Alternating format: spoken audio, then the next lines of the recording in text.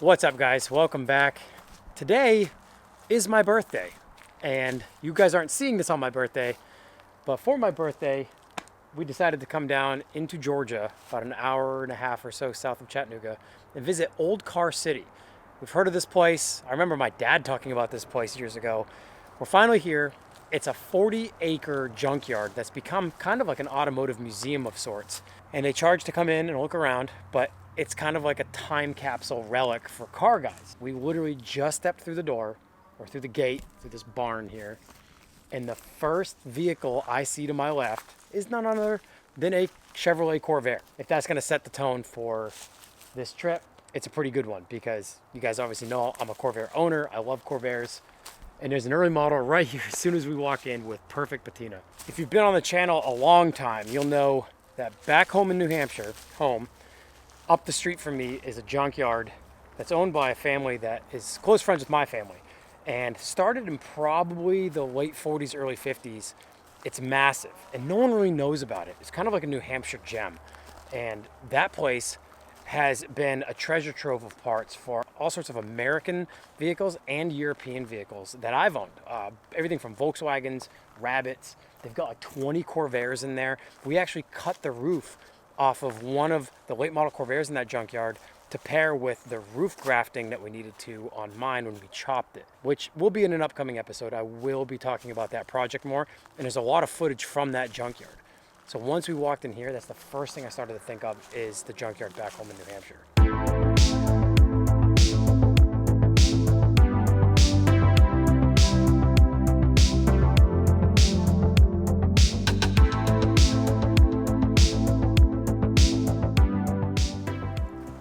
If you guys purchased one of the Patina Paradise shirts that I did last year, this is exactly what I'm talking about. My favorite cars, the most character, cars with patina. You can't recreate it. People try, you just can't recreate it. I mean, this natural patina, I don't know what it is. Leave in the comments if you love patina more than paint, because I do. There's nothing like it. It's a car that tells a story, and that story is years and years and years of the elements in nature basically painting the car, and no two cars have ever patinaed the same. That's why I love the BMW 700 and the Corvair, even the Auto Union, in different ways, because they've all sat in different elements. The sun hit them in different ways for the decades that they sat completely forgotten and left for dead.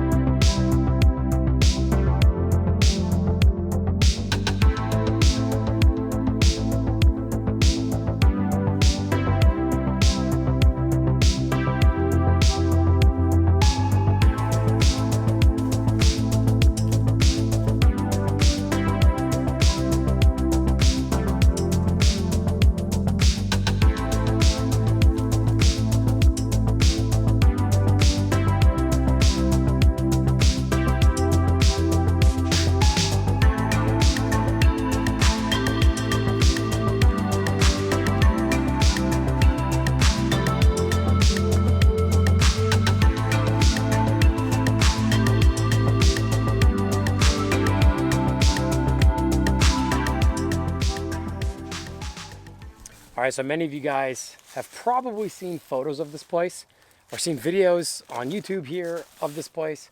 But what you guys are about to see from me is all the weird, quirky cars that probably no one else has photographed in here. The stuff that I'm really into, like that Fiat, the Isabella, obviously the Volkswagens, the Renaults. It's funny that they note when you walk in here that it's mostly American cars with some Volkswagens, but there are some really wild, oddball cars in here. I think we've entered my favorite nook of this place. We've got a Mark I Rabbit. We've got Toyotas. We've got Fiats, like old Fiats. We have first-gen Toyota Coronas. We got a four-door right here amidst a whole bunch of Beetles. But there's a Corona coupe right here. Look at this coupe.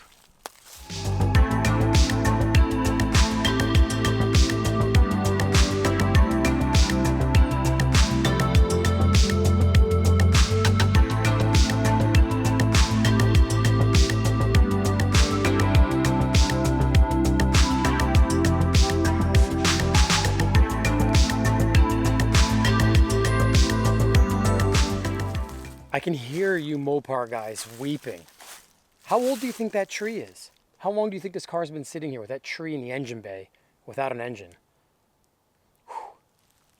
And it's right here on one of the main paths, so I know the Mopar guys that pass through here are just grieving. It's even got a Super Bee logo on the back, but I don't know if this is an original Super Bee or not. I mean, obviously it's not a Daytona, but if this is an original Super Bee, holy cow, what a relic in here.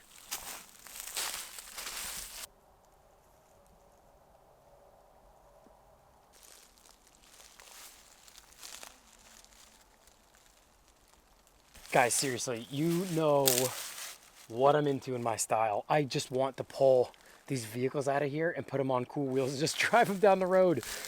All right, guys, we did it. We found a late model Corvair. It was bound to happen.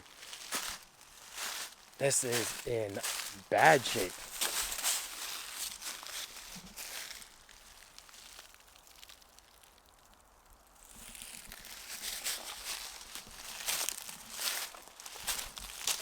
What do you think?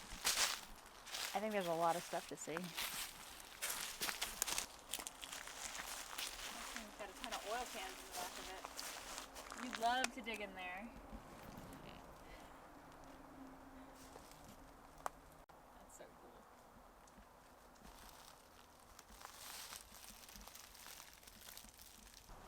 It is real crazy seeing late model Corvairs with stock high roofs on them, because I've been around mine for so long now with a 2-inch roof chop. You get used to seeing them like super low. My roof comes right down to the top of the vent window. So it almost looks like people have raised the roof on stock height ones. Guys, I'm telling you, this place is sensory overload for someone who loves patinaed cars. Another late model Corvair. They're so ugly like With better patina. Yeah, she thinks they're ugly with the stock roof. I do too, that's why we chopped the roof on him. Look at this front bumper. The front bumper's perfect on this car. So like I said, there's been a ton of content made of this place over the years, I'm sure. But I kind of wanted to highlight some of my favorite cars here, which are going to be the weird, eclectic cars. But it is definitely wild to be out here. I mean, I wish we had more time, but there's an hour before this place closes. I mean, look at the patina and striping on this first-gen Camaro, or Firebird. So cool. And it's just a sea of cars. Yep.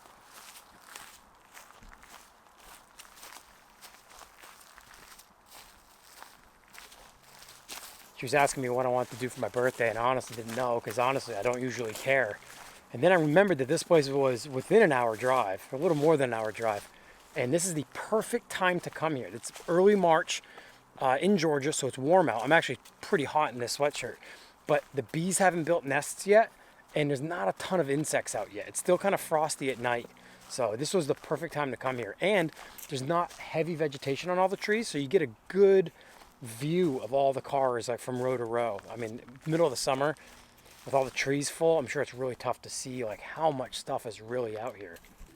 All right, so I love the Vega coupes. I like the Vega wagons, but the Vega coupes, I mean, this car as like a Bosazoku or Shakotan build would be so cool. Slammed on little 13 or 14 inch wide wheels, SSR Mark IIs or something. Yeah, that'd be a move for sure. Vega coupe, static on the ground, tubbed rear end with some 14 by 11.5 SSR Mark IIs or Longchamps.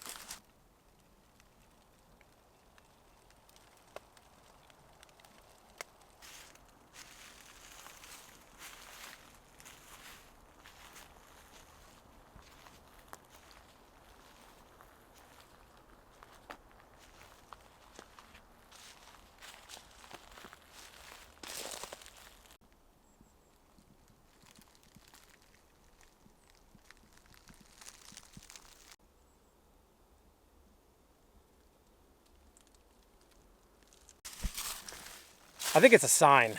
They're all sitting next to late model Corvairs. You know what else is really cool? See this wheel right here? 4-spoke, 4 on 4 inch with a hubcap and beauty ring. I ran Chevy Vega wheels on my Volkswagen Fox wagon in 2010. That was in Eurotuner magazine. I ran these wheels 13 by 6 on my Volkswagen, because the Volkswagen was 4x100, as most of the Volkswagens were, and 4 and 4 inch was close enough for wobble bolts. And I knew that those wheels would work on a Volkswagen because when my dad used to race a Mark I Rabbit on the ice, he ran Chevy Vega wheels on the Rabbit because they were a lower offset and put the track width of the car out wider. So I grew up knowing that Chevy Vega wheels were a lower offset on a Volkswagen, and running them on that Volkswagen I thought was the coolest homage to my father and running Vega wheels on a Volkswagen. So seeing these wheels again on an actual Vega is really, really cool because I got so used to seeing Chevy Vega wheels on my Volkswagen.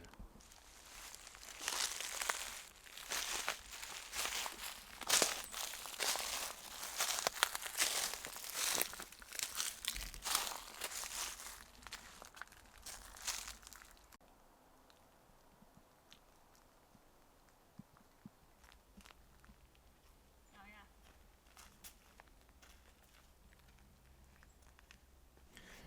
All right, guys, this is almost too much for me. It's one thing to see a bunch of Vega coupes. It's another to see first gen or early Silica GTs in here. Oh my gosh, I've wanted one of these for so long. Oh no, it's a Mazda R100. Oh no. I think we found the treasure trove of my favorite cars, guys. We got a first gen Corona 4-door. We've got a Mazda R100. Look at this. And we've got a Silica coupe. You guys might remember the Puerto Rico trip for Tuner Evolution. There was a fully restored 1600. I think this is a 100. Yep. There was a 1600 Mazda in this body. That was my favorite car there, and it was bone stock. And I am a little mind blown that there's one of these cars here in the woods of Georgia. It's insanely rare.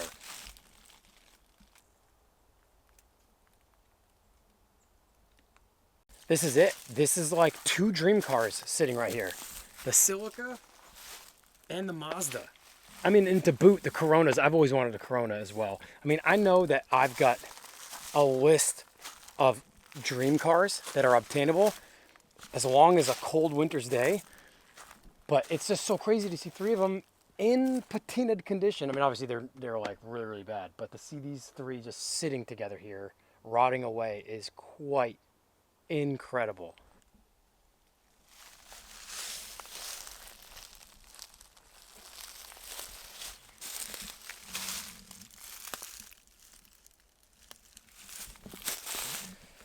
I wasn't lying to you guys when I said I was going to try to photograph and get content of all of my favorite cars in here that are weird. This is an Opel Kadett wagon, 2-door. I mean, you never see these cars, ever. There's an Opel, I don't know if it's a Kadett. Yeah, there's a Kadett in front of it. Man, so cool. These things are amazing.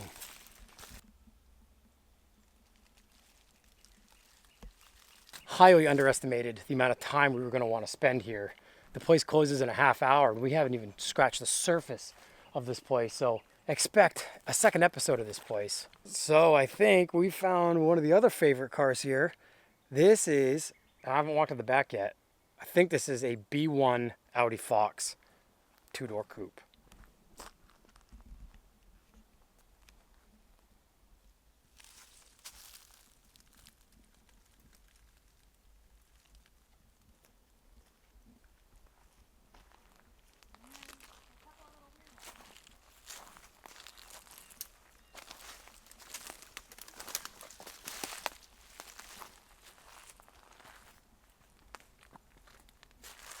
So you guys know I'm building the Auto Union 1000 SP, and so the early Audis have a soft place in my heart. They always have. I mean, Auto Union was pre-Audi, as most of you guys may know. Auto Union was purchased by Volkswagen in 1969, and after that we saw the C1 100s come out, the longitude-mounted front-wheel drive inboard front brake Audis. They carried over the 4-ring logo, which is really cool. So my Auto Union, to the untrained eye, would look like an Audi because it's got the 4-ring logo on it. And the Toyota wagon. Come on, 2-door wagons.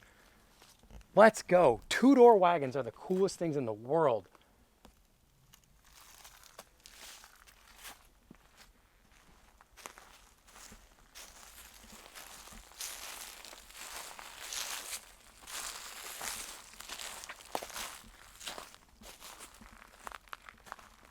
it's mind-blowing. It's just one right after another. We've got the two-door early Toyota wagon. We've got another early Silica. And then for all you Corolla boys, we've got a handful of the early Corollas.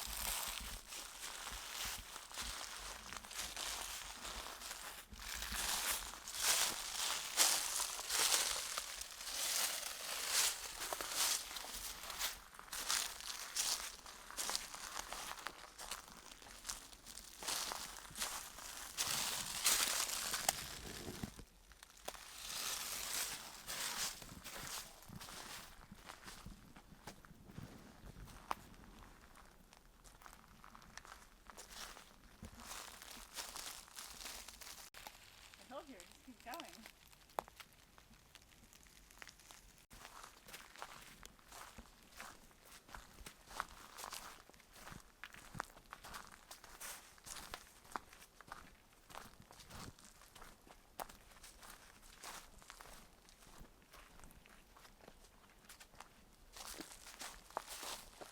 I think they grossly underestimated when they said there were 4,500 cars in here. Yeah. Because it's insane. I mean, the Coronas are everywhere. Like, do you need a Corona? Do you need a Corona?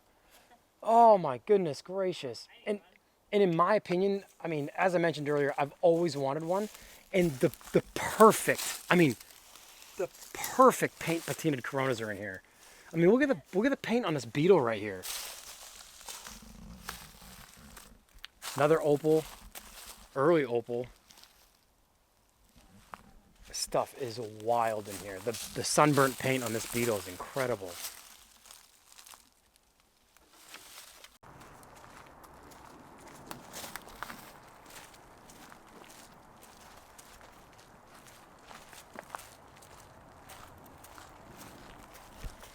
Well, the place closes in about 15 minutes, so we're making our way what we think is the front of this place. We very well could be lost out here in the middle of the woods. I've said it numerous times so far. It's unbelievable the amount of cars out here. You really could get lost. They've got signs and stuff to kind of help you navigate. There's gonna have to be a second episode. Another late model Corvair. There's gonna have to be a second episode because it's way too overwhelming to like stop and film all the cars that I'm freaking out about.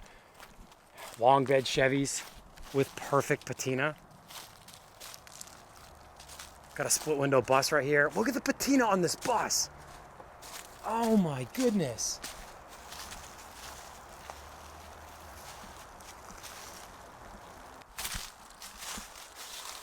Man, this patina is amazing.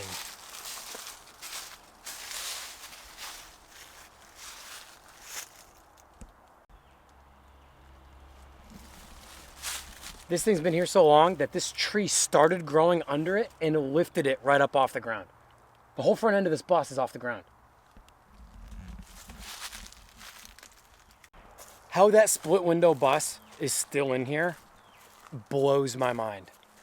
The fact that that tree has just grown from underneath it and lifted it up off the ground, and that somebody hasn't come in here and offered an insane amount of money for it or something, or the people that run the place haven't like pulled out some of like the most incredibly rare but also desirable cars in here that are easily accessible through these access roads when the Junkyard was actually, you know, in business, and put them in the hands of people who are going to restore them and put them back on the road again. Because that bus deserves to be on the road. That thing deserves to be driven and enjoyed by people at car shows. This place is wild. This is the best decision ever to come down here, right?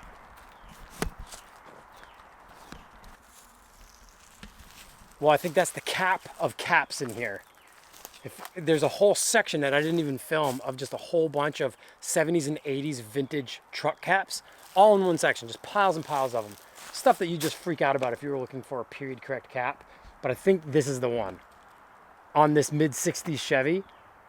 And the patina, and nothing remarkably has fallen on it, so it's usable. Can you imagine if you had a mid-60s Chevy like this, long bed, with that type of patina, and you were looking for a cap like that and you found this thing? I'd like to be a fly on the wall when people come back through the office of this place begging to buy parts or vehicles out of here. It's got to happen. I don't need another project, but Lord knows I want to do that.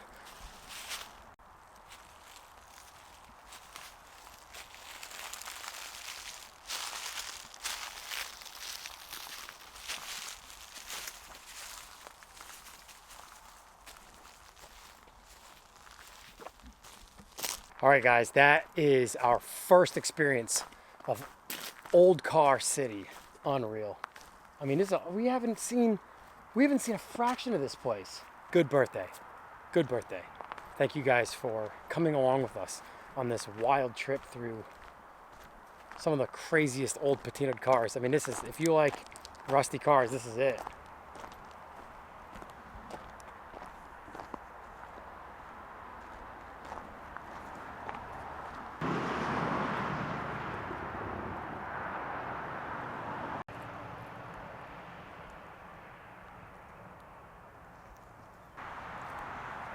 All right, guys, another favorite, another weird, quirky, oddball favorite, a Renault Caravelle. Rear-engined, wing mirrors, coupe, pop-out side windows, water-cooled, rear-engine 4-cylinder. Oh my gosh, they're so cool. And there's something wrong with me liking these cars in this state. I mean, maybe not like that rotted, but patinaed. This car slammed on the ground with a peppy little motor in it on cool wheels. Oh, this is it. So cool. I mean, I love a 60s Cadillac, a city block long, on bags, rolling down the street. I love that, especially patinaed like that one. But I wanted to basically focus on the cars that like get my juices flowing, the weird oddball stuff. And I think they're probably already mad at us because they close up at 4. It's 4 now, and we are just making our way to the gate.